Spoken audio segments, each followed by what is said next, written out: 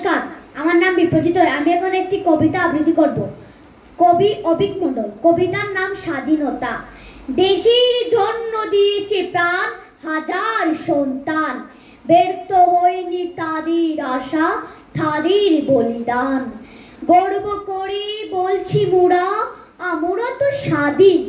বলেছিলাম বলবো, আবার বলবো চিরদিন।